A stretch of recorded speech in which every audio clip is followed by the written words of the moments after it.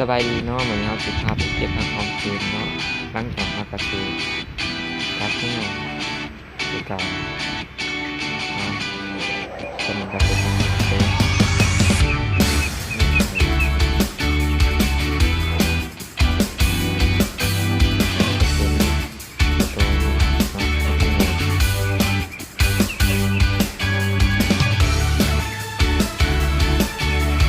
เอาไปต่อขนาดนั้นเลยคือเป็นกิจกรรมงานเอ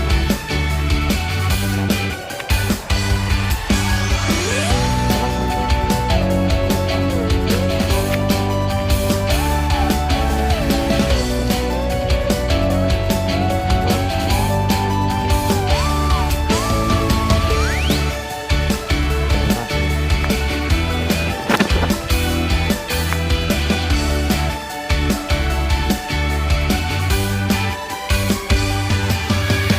ำ มีดีครับเป็นไงทำส้มเนาะฟักหอมเปรย์เนาะ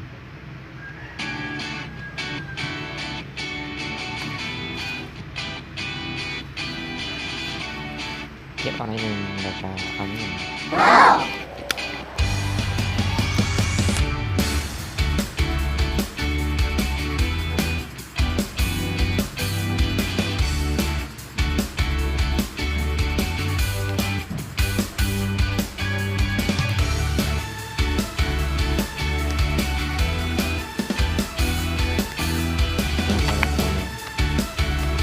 เก็บเอาไปก่อน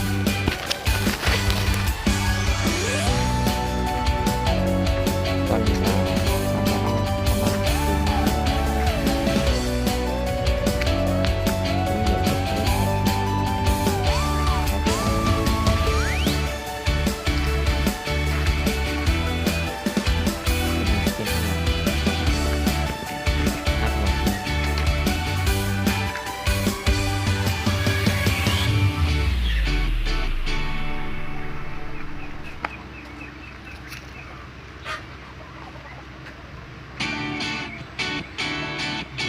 เป็นเรื่องแบบนี้เป็นตัวเชฟให้ฟัง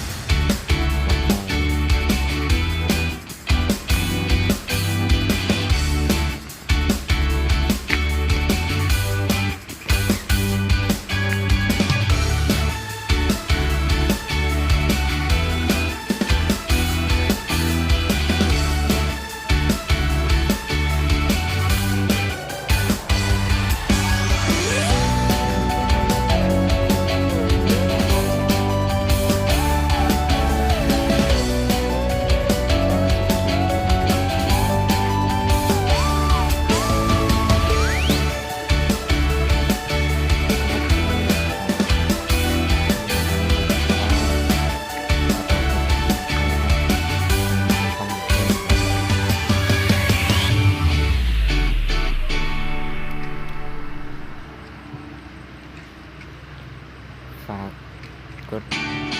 subscribe กดกระดิ่ง